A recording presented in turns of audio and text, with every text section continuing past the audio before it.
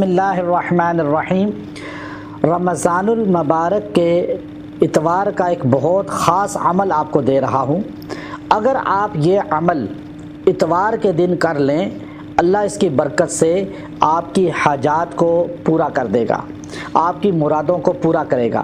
جو سوال کریں گے اللہ اس کو مستجاب کرے گا، قبول فرمائے گا۔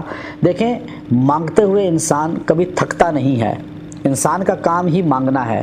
اب اس کو عادت ہو جائے کہ میں صرف اللہ سے مانگنے والا بن جاؤں، اللہ سے اپنی لو لگا لوں، اور جو اللہ کے در پہ مانگنا شروع کرتا ہے اللہ اسے مخلوق کے در سے بچا لیتا ہے۔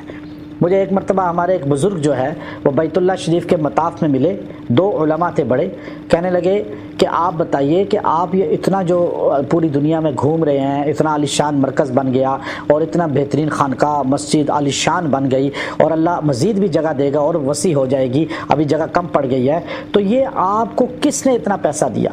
تو میں نے ان سے کہا کہ آپ کو اس کا جواب میں یہی مطاف کے اندر کعبے کے سامنے دوں گا، لیکن پہلے آؤ میرے ساتھ کعبے کے دروازے کے پاس جا کے ملتزم میں دعا کر لیں۔ وہاں ہم گئے، ملتزم پہ ہاتھ رکھتے ہی دروازے پہ ہمارے آنسو نکلے، دعائیں شروع ہو گئیں۔ پھر آگے حتیم میں گئے، پرنالے کے نیچے جا کے ہم نے دعائیں کی، نفل پڑھا۔ پھر ہم وہاں سے باہر نکلے، آنکھوں میں آنسو تھے، ان کے بھی میرے بھی۔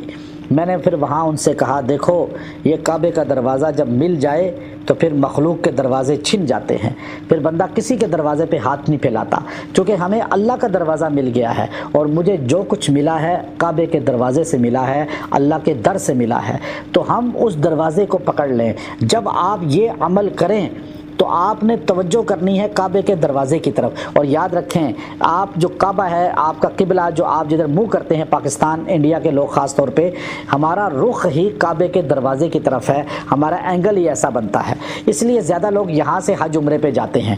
تو اتوار کا دن نصارہ کا ہے جو بھٹک گئے تھے، گمراہ ہو گئے تھے، اور اتوار کے دن یہ عمل کرنے والا بھٹکے گا نہیں، گمراہ نہیں ہوگا۔ نصارہ نے در خدا چھوڑ دیا اور مخلوق کے در کو خدا بنا لیا۔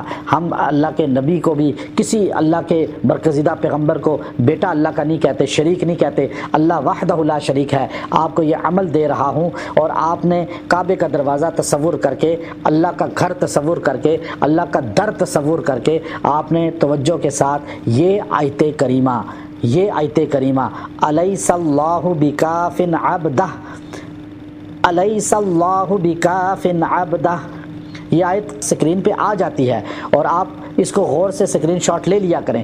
اب اس آیت کریمہ میں اللہ خود کہتا ہے کیا اللہ اپنے بندوں کے لیے کافی نہیں ہے؟ تو آپ یہ بار بار پڑھیں، کیوں نہیں کافی؟